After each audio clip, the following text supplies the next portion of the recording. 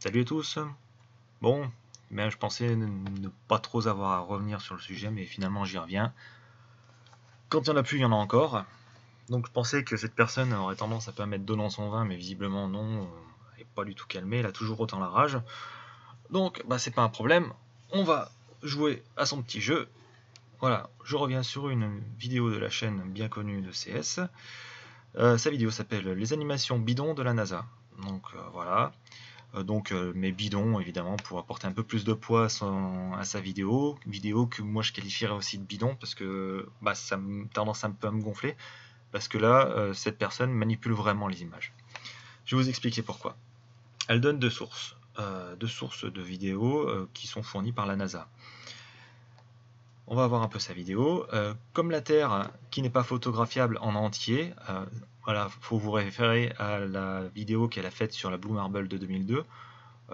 On pourra peut-être y revenir, mais la Blue Marble de 2002 n'est pas une photo, hein, ça a toujours été décrit par la NASA comme une image créée par la NASA pour représenter la Terre de la manière la plus fidèle possible. Bref, on ne va pas revenir là-dessus. Donc comme la Terre qui n'est pas photographiable en entier, la NASA est obligée d'utiliser le CGI pour nous montrer l'espace, la Lune. Pour protéger l'héliocentrisme mondial, alors que l'espace est liquide, le système géocentrique sur une Terre plane avec un dôme. Oui, bon, voilà, effectivement, toujours le même délire avec du liquide dans l'espace. Alors, qu'est-ce qu'elle nous a sorti? Alors, cette vidéo qui est très connue, voilà, non, c'est pas celle-ci, c'est celle-là, qui a été mise en ligne par la NASA, montre une séquence d'images prises par la sonde Epic Discover. C'est une sonde qui est faite pour étudier le climat de la Terre, visiblement. Au cours de laquelle la Lune passe devant la Terre. Donc on voit la face cachée de la Lune et la Terre qui tourne tout doucement. Voilà. CS donc a souligné this animation feature. Ok. Donc en supposant que animation signifie CGI. Bon, alors là c'est pas du tout des CGI, c'est une séquence de photos qui a été mise bout à bout avec lesquelles on fait une animation. Voilà. Si c'était une vidéo, ils l'auraient mis. Si ça avait été juste des photos, ils auraient mis. Là, ils ont fait une animation avec des photos. Ça s'appelle un time-lapse.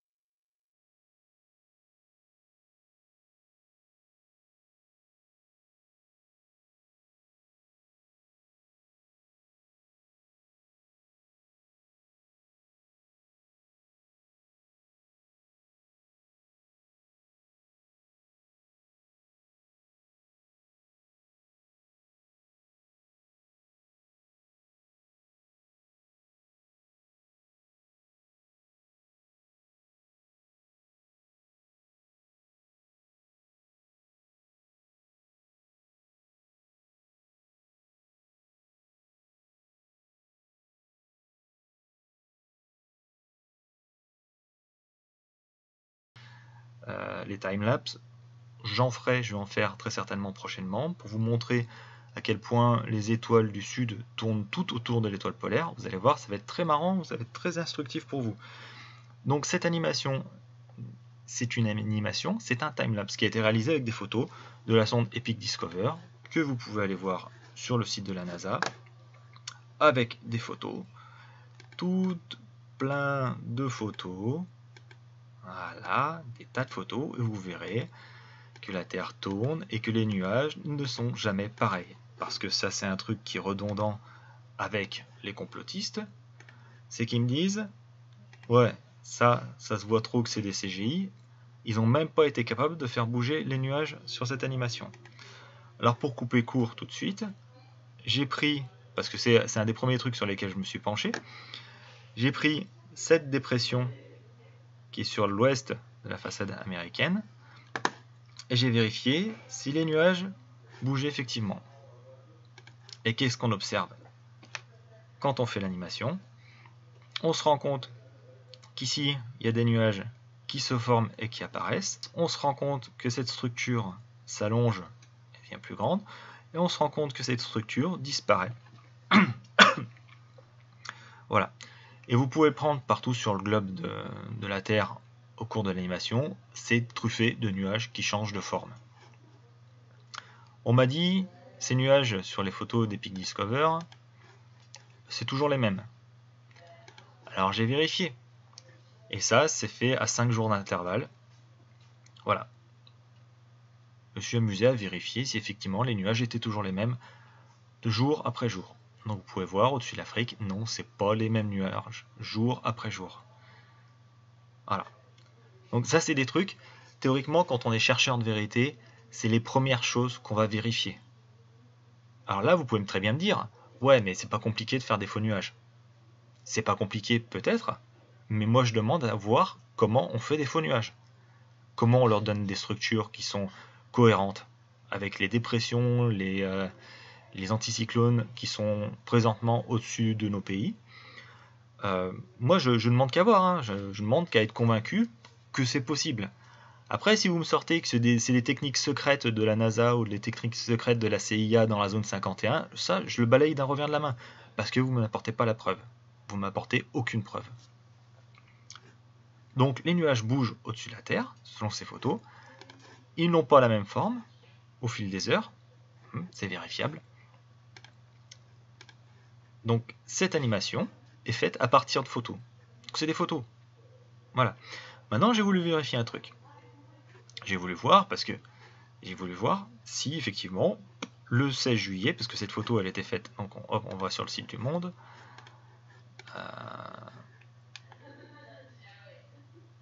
Donc on va sur le site du Monde. Voilà, j'ai téléchargé. Donc c'est un article qui est sorti le 6 août 2015. La face cachée de la Lune passe devant la Terre. Ça, je donnerai le lien sur la vidéo. Cette animation accélérée, eux-mêmes ils mettent cette animation accélérée, montre le passage de la Lune devant la Terre, photographié par la caméra d'Epic du satellite américain Discover le 16 juillet dernier. Ok, donc 16 juillet dernier. J'ai voulu voir si le 16 juillet dernier c'était la nouvelle Lune. On va sur Stellarium, logiciel gratos, logiciel gratuit, Stellarium. Donc on est sur Terre, à Paris. On est le 16 juillet 2015 au matin. Et je voulais voir si c'était la nouvelle Lune. On va vers le Soleil. Et qu'est-ce qu'on voit? C'est la nouvelle Lune. Ok. Très bien, c'est parfait. Maintenant, je vais vous parler d'un autre logiciel qui s'appelle Stellarium. Stellarium, c'est un simulateur du système solaire qui est pas trop mal foutu, qui est relativement précis et qui permet de comprendre un peu quelle est la position des astres par rapport à ce qu'on observe depuis la Terre. Donc je me suis rendu le 16 juillet 2015, donc c'est visible ici.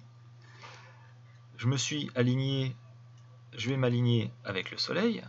Donc pour savoir quelle est la direction du Soleil, soit on se rapproche de la Terre, on fait marque de référence, afficher la direction du Soleil, pouf, voilà, le 16 juillet 2015.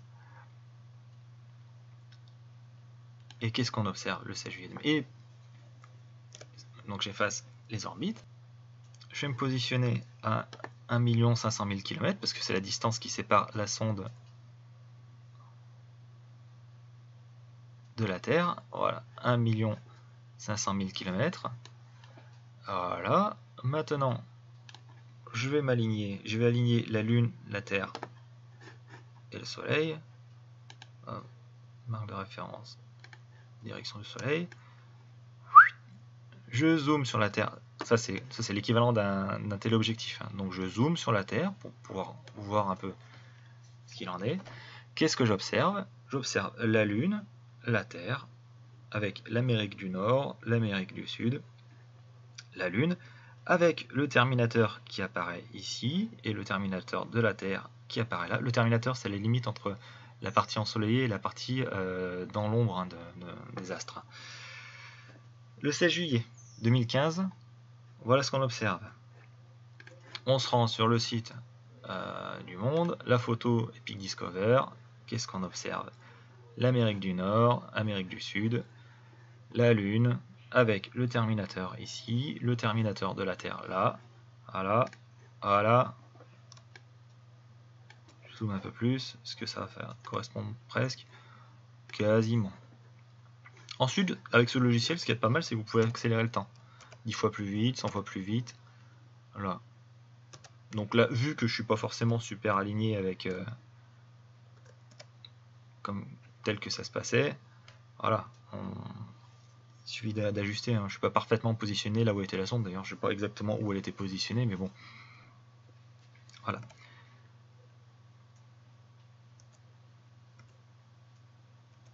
Voilà, vous pouvez voir. Hein. Donc vous pouvez mesurer hein, combien de temps il faut pour faire cette animation avec ce logiciel. S'il faut 5 heures, s'il faut 10 minutes, s'il faut 10 ans. Hein, voilà. Donc un simple simulateur donc avec des objets 3D hein, donc qui simule le système solaire montre exactement ce qui est observé grâce à la sonde Epic Discover. Donc déjà c'est débunké ça, je suis désolé Cyprus, les photos de la NASA sont cohérentes avec le modèle théorique. Enfin, le modèle réel, hein. Pas modèle théorique, un modèle réel. Pardon. On va continuer sur ta vidéo. Ouais, je suis un peu fatigué. Hop, donc les animations. Et là, elle passe sur cette autre séquence. Donc cette séquence qui est ici, qui a été mise en ligne par le truc Goddard de la NASA. Je sais pas trop ce que c'est, Goddard. Ok. Donc avec cette belle animation de la progression de la lumière sur le globe de la Lune. Voilà. Qu'est-ce que Cyprus a levé?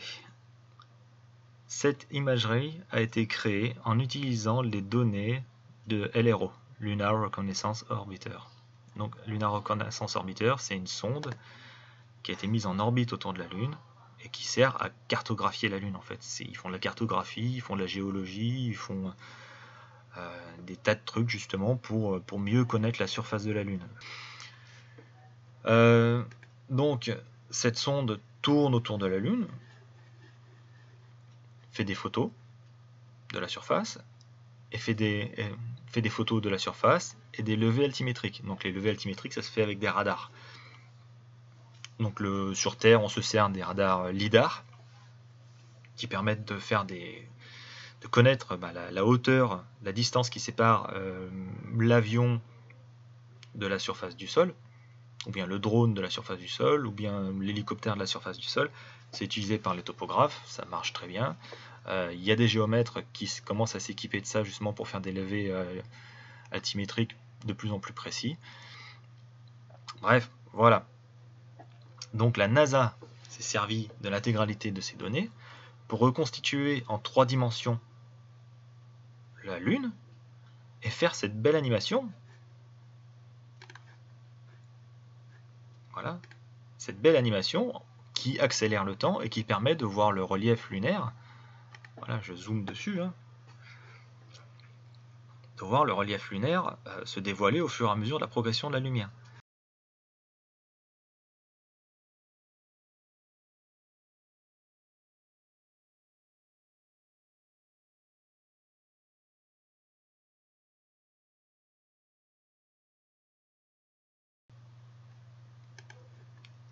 La NASA l'a dit clairement.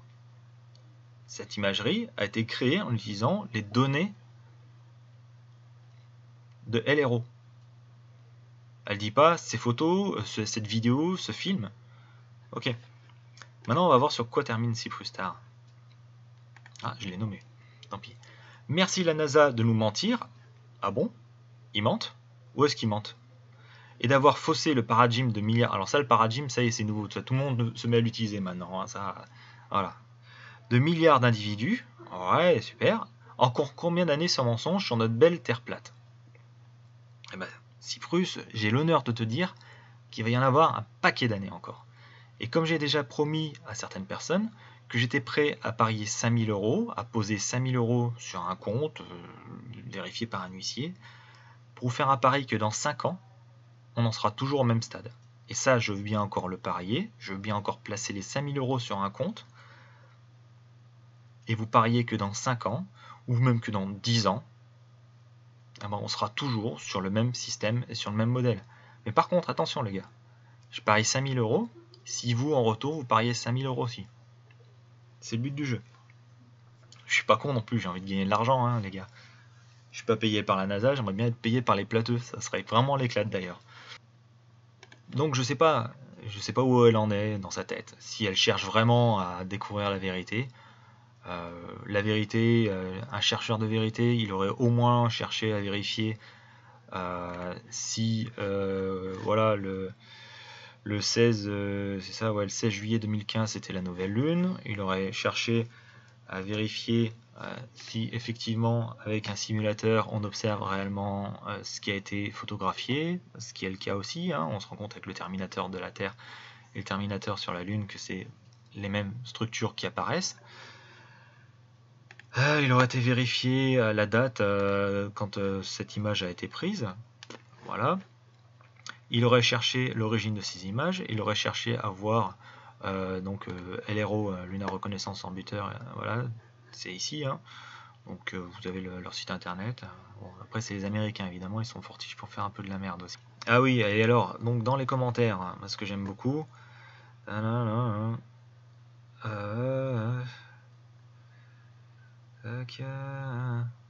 LOL, tiens, une éclipse de lune possible sans qu'il y ait la Terre devant. Ha.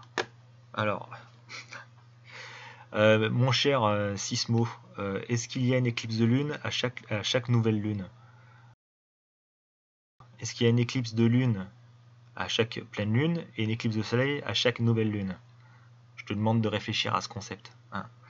Tu reviendras. Et puis tu vas peut-être apprendre aussi ce que c'est que les nœuds ascendants et nœuds descendants. Voilà, sur les caractéristiques de l'orbite lunaire. Et tu comprendras pourquoi il n'y a pas nécessairement une éclipse de soleil qui se produit à chaque nouvelle lune. Voilà. Bon, je crois que j'ai tout dit. J'ai certainement oublié des trucs même. Je suis un peu fatigué en vérité hein, par rapport à toutes ces conneries. Il y a des gens qui n'ont pas envie d'être aidés en fait, qui n'ont pas envie d'être aidés, puis qui n'ont surtout pas envie de sortir de leur délire, qui sont persuadés, et qui ont envie peut-être d'être persuadés qu'on leur ment, qu'on leur raconte des conneries, qu'on vit dans un monde de mensonges. Moi je dis pas que les gouvernements nous mentent pas sur plein de trucs, je suis complètement d'accord, hein, que des sociétés, des multinationales ne nous mentent pas sur la nocivité de certains produits. Ce qu'il y a, c'est que vous vous focalisez sur des trucs qui sont complètement absurdes et délirants et que vous ne voyez pas justement là où sont réellement les vrais complots, les vraies manipulations, les vrais enjeux qui vont jouer en votre faveur ou en votre défaveur dans les années à venir. Vous préférez vous focaliser sur des conneries, quoi. Pour moi, c'est vraiment des conneries. Pour beaucoup, vous n'osez même pas sortir, aller observer les choses. Vous préférez rester chez vous, derrière YouTube, devant des sites internet complotistes. Et ce qui vous donne peut-être l'impression d'être éveillé, d'être quelque chose que vous n'êtes pas en réalité. Moi, je trouve ça assez navrant. Je trouve que c'est de la matière grise qui est perdue justement pour les vrais combats. Voilà. Parce qu'il y en a beaucoup parmi vous qui sont très curieux, hein, qui ont une réelle envie visiblement de connaissances, mais qui malheureusement se focalisent uniquement sur des conneries, quoi. Sur des trucs aberrants, des trucs stupides, des trucs inutiles. Voilà. En fait, vous servez à rien en l'état. Au contraire, vous servez l'État, vous servez le système qui va vous enculer, qui va enculer vos enfants et vos petits-enfants. Et eux, ils vont vous regarder plus tard, ils vous regarderont comme des gens illuminés, parce que moi, je réitère, hein, mon histoire de pari de 5000 euros, c'est quand vous voulez, les gars. Hein. Des gentils illuminés, hein, ils vont vous regarder comme ça, ils vont dire bah oui, mon grand-père, mon arrière-grand-père, c'était un taré hein, qui pensait que la Terre était plate à un moment donné. Ouais, bah regarde, il a laissé des vidéos sur YouTube. Regarde, tiens, regarde le grand-père ce qu'il faisait, regarde la grand-mère. Oh là là. Et vont se marrer sur votre gueule. Hein. Et peut-être même qu'ils vont vous détester parce qu'à ce moment-là, ils seront encore plus dans la misère et ils vont vous reprocher de ne pas avoir bougé votre cul quand c'était encore temps. Voilà. Parce que je vous promets, hein, dans 20 ans, dans 100 ans, dans 300 ans, on vivra encore sur une Terre sphérique. Hein. Ça, je vous le promets. Dans 300 ans, je serai plus là. se trouve, les 5000 euros ils seront toujours sur un compte, ils auront fait des bébés, ça sera un petit pactole. Bref, j'arrête ici. Désolé CS, hein, je m'étais dit que je ferais plus de vidéos sur toi, mais bon voilà, animation bidon de la NASA. Je suis pas particulièrement fan de la NASA, hein, mais quand on montre ça, et puis j'ai vraiment l'impression que c'est de la mauvaise foi, parce qu'en plus je t'avais expliqué sur ta précédente vidéo le délire, hein, de la Blue Marble de 2002. Ça rentre par une oreille, ça sort par l'autre, t'as pas l'intention de comprendre, t'as pas l'intention de saisir la subtilité du truc. Ok, bah démerde-toi. Bonne fin de journée à tous, ou bonne nuit, je sais pas quand est-ce que vous verrez cette vidéo. Salut!